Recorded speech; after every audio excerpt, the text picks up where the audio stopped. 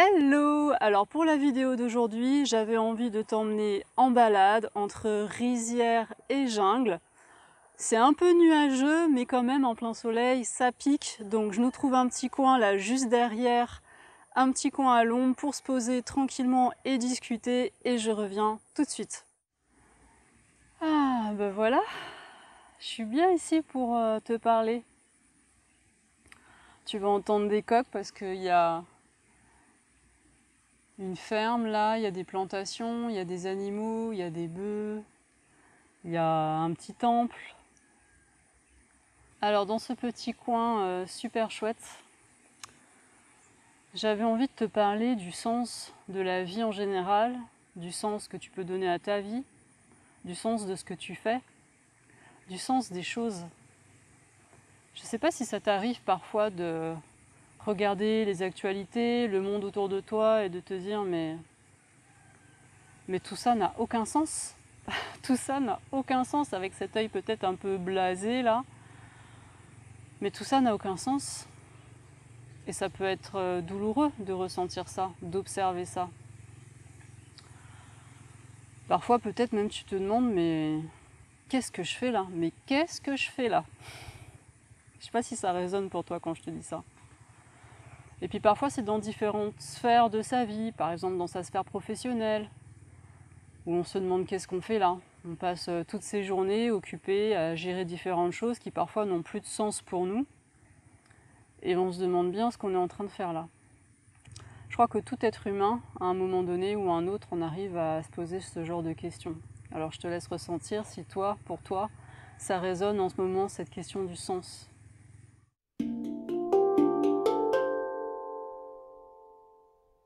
Je suis Karine Lépouchard, je suis thérapeute énergéticienne et enseignante indépendante. Et aujourd'hui, j'ai envie de te parler du sens, la question du sens. Bon, déjà, comment ça se fait qu'on se pose cette question? Cette question du sens, elle sort d'où? Pour moi, dans ma réalité, mais je te laisserai ressentir comment c'est pour toi. Déjà, il y a le niveau du mental ego. Ce mental ego, c'est cette partie en soi qui résonne, qui aime la logique, qui aime quand les choses sont cohérentes, donc quand ça a du sens. Et parce que c'est très sécurisant. Sentir que tout a du sens, que chaque conséquence vient d'une cause et que chaque cause va amener une conséquence, c'est hyper sécurisant. Ça donne cette sensation de maîtriser son environnement, cette sensation de contrôler les choses. Et ça pose et ça fait du bien. Donc il y a, c'est clair, ce niveau-là. Alors ok, il y a ce premier niveau du mental ego, c'est clair. Mais après, pour moi, quand je sens que je suis aux prises avec cette question du sens, je sens que c'est pas toujours juste une question de sécurité psychique. Je sens que si j'observe profondément, il y a ce mouvement de vie, quelque chose qui pousse très très fort et qui amène à aller de l'avant, à sortir de sa zone de confort, à se poser des questions qu'on ne s'était pas posées avant. Et je sens que c'est vraiment un élan de vie, quelque chose qui est bien au-delà de cette simple sécurité psychique. Et c'est quelque chose vraiment qui est plus fort que soi et qui est irrésistible. Et quand on commence, pour moi, quand on commence à se poser ce genre de questions, il y a des personnes qui vont pouvoir après penser à autre chose et qui ne vont pas sentir cette intensité-là. Mais pour d'autres personnes, quand il y a ce genre de questions qui sont là et quand il y a ce mouvement de vie, ça pousse à aller de l'avant pour cette raison du sens, alors c'est vraiment quelque chose de très intense, de plus fort que soi et on ne peut pas juste remettre le couvercle. Il y a des moments où, waouh, ça prend vraiment très très fort aux tripes.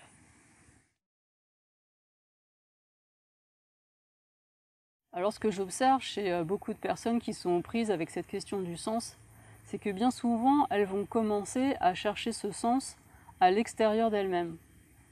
Ça peut être une quête qui semble ne jamais avoir de fin, parce qu'on a la sensation qu'on n'est pas complètement arrivé, qu'on n'a pas complètement abouti, qu'on n'a pas complètement tout compris, et on cherche et on questionne et on questionne et on questionne.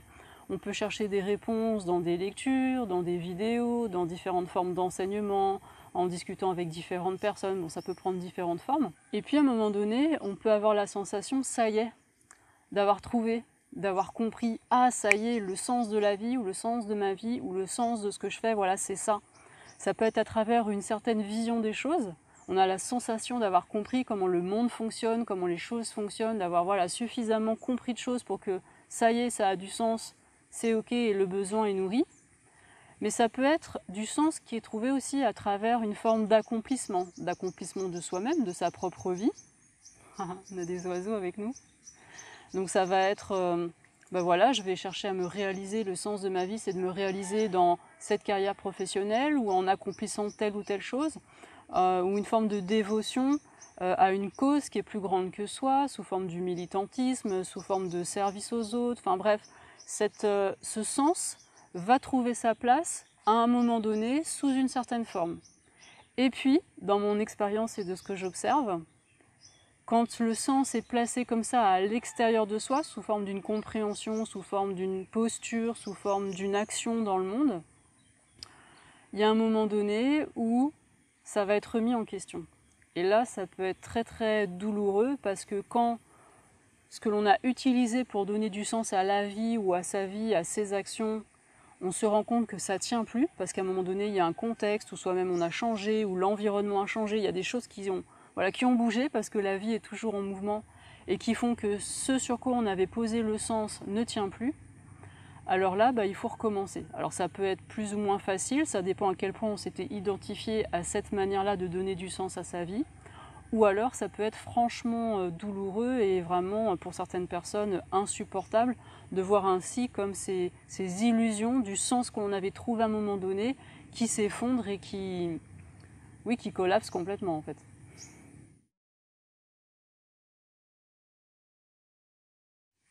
Et alors pour moi, se dire que la vie en général a un sens qui serait complètement séparé de qui je suis, que la vie a un sens comme ça, dans l'absolu, indépendamment de soi en fait.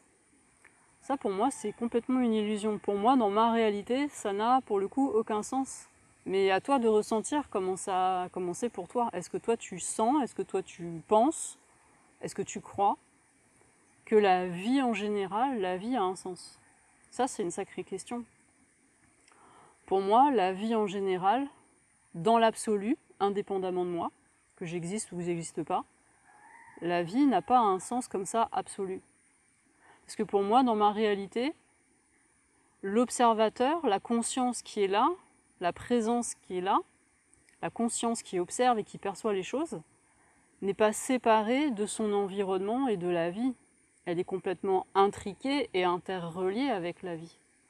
Et donc pour moi, il ne peut pas y avoir une conscience, une présence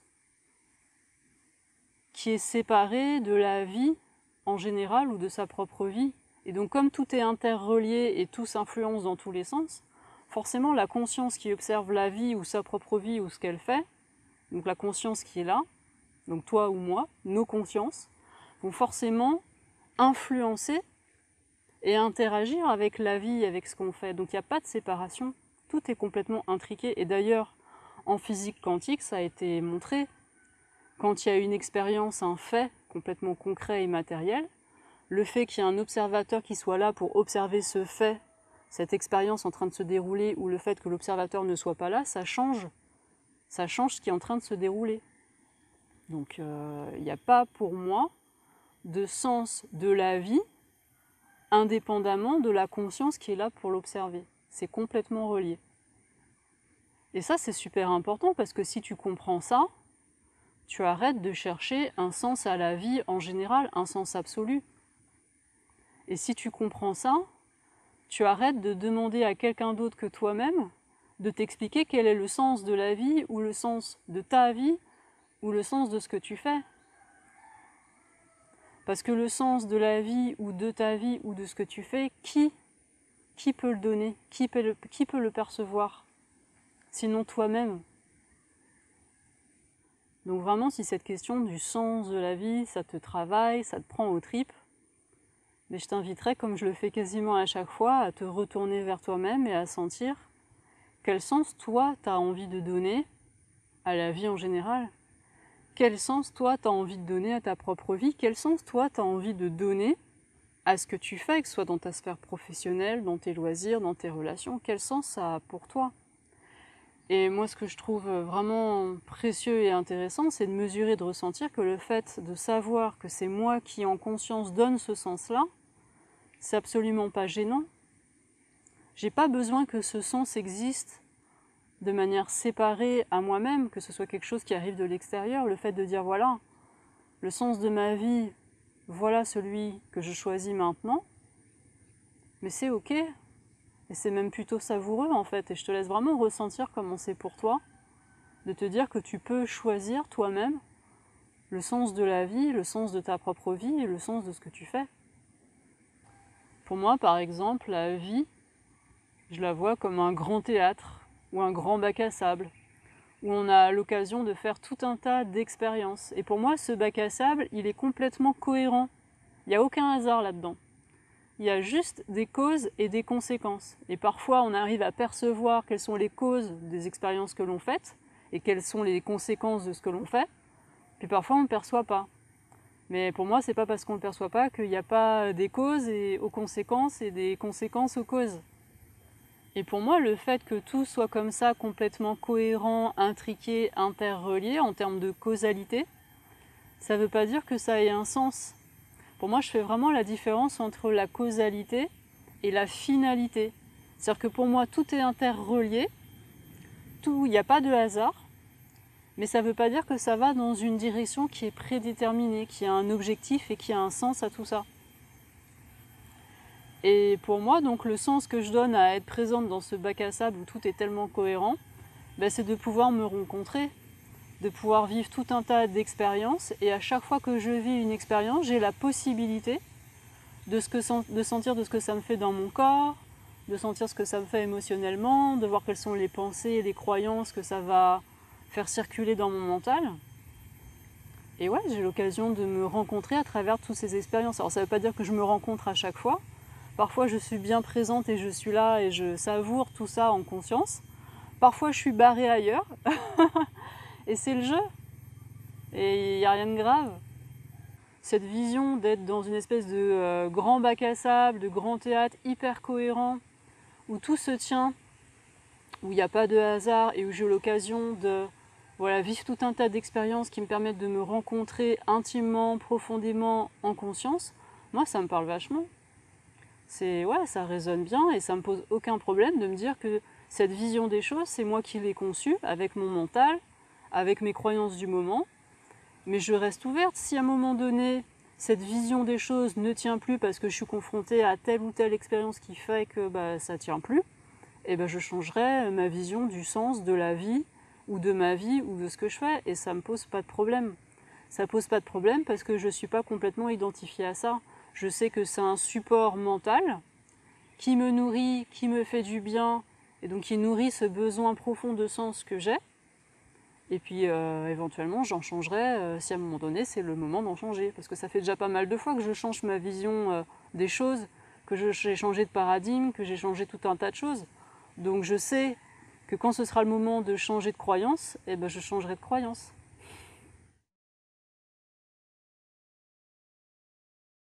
Et puis parfois, on n'arrive pas à trouver de sens comme ça aussi clairement à l'intérieur de soi. Bon déjà, ça peut prendre du temps de se construire une vision des choses qui résonne pour soi et qui nous satisfasse.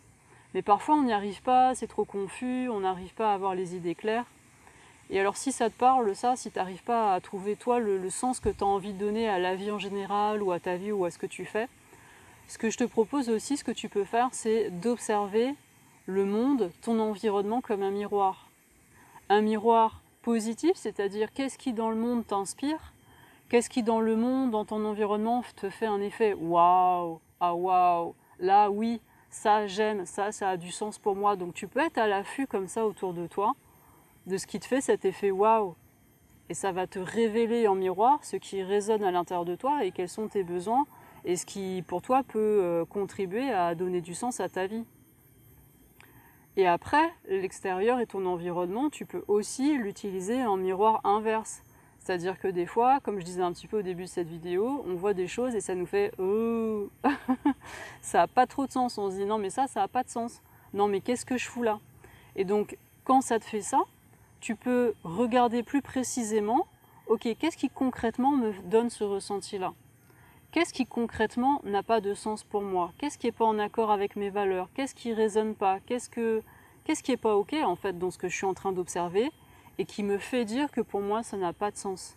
Et par effet inverse, tu vas pouvoir te dire ah OK, donc si j'observe que là vraiment il n'y a pas de partage et ça n'a pas de sens de voir des personnes s'accaparer par exemple toutes les ressources de l'humanité, si ça par exemple ça te met en réaction, bah peut-être que pour toi, pour que ça ait du sens, tu as besoin qu'il y ait du partage, qu'il y a besoin qu'une forme de justesse peut-être. Et voilà, donc tu vois, tu peux comme ça identifier ce qui a du sens pour toi par effet inverse avec ce que tu observes et qui n'en a pas autour de toi. Et puis quand tu es aux prises comme ça, avec des choses que tu observes et qui n'ont pas de sens pour toi, il y a aussi une question que moi j'aime bien me poser et que je trouve qu'on ne s'autorise pas suffisamment à se poser, c'est et si tout était possible, qu'est-ce que je rêverais à la place de ça? Là, quand je vois quelque chose là, que j'aime pas, qui ne résonne pas, qui n'est pas en accord, ok. Imaginons que tout est possible maintenant. De quoi est-ce que je rêve? Par quoi j'aurais envie de remplacer ce que je vois là et qui n'a pas de sens pour moi? Et là, vraiment, il y a cette démarche de s'autoriser à lever les barrières, à lever les impossibles, les je peux pas, toutes les limitations qu'on se met sans arrêt avec nos croyances qui viennent de notre éducation et tout un tas de choses. De lever tous les impossibles et de se dire ok, de quoi je rêverais là? Qu'est-ce qui me ferait vraiment kiffer? Qu'est-ce qui me rendrait vraiment la vie belle et qui aurait tellement de sens pour moi si là maintenant tout était possible? Et vraiment se lâcher la bride, s'autoriser vraiment à rêver. Alors je sais, peut-être tu vas me dire ouais mais ça fait mal parce qu'en fait c'est pas possible. Bah regarde bien parce que le fait de vraiment se lâcher la bride, de vraiment voilà, se permettre de rêver, d'imaginer, voilà, c'est une forme déjà de créativité. Et si vraiment tu observes et que tu prends du temps pour ça, tu vas peut-être te rendre compte qu'il y a des choses qui sont pas si folles, qui sont pas si impossibles. C'est juste que tu n'avais pas pris le temps de vraiment sentir ce dont tu avais besoin et ce qui te faisait kiffer et ce qui avait du sens pour toi. Donc vraiment, je t'invite à prendre ce temps. Voilà, si tout était possible, de quoi je rêverais à la place de ça, qui n'a pas de sens pour moi. Voilà ce que j'avais envie de partager avec toi entre rizière et jungle balinaise. J'aurais beaucoup de joie à lire dans les commentaires si tu as envie de partager ce qui a du sens pour toi quel est le sens de la vie, dans ta réalité quel est le sens de ta vie, quel est le sens que tu aimes donner à ce que tu fais. N'hésite pas à le laisser en dessous dans les commentaires. Et je reste bien sûr à ton écoute, donc je te laisse mes coordonnées, le lien pour les réservations. N'hésite pas à me contacter si tu as besoin de soutien ou d'accompagnement. J'espère que ces clés, ces pistes de réflexion auront pu t'aider, t'enrichir, t'inspirer. Si tu as envie de soutenir la diffusion de cette vidéo, n'hésite pas à la liker, n'hésite pas à t'abonner à la chaîne et tu peux aussi bien sûr la partager dans les réseaux sociaux, dans les groupes et partout où tu sens que ça peut être pertinent. À très bientôt pour une nouvelle vidéo, je t'embrasse. Bye bye.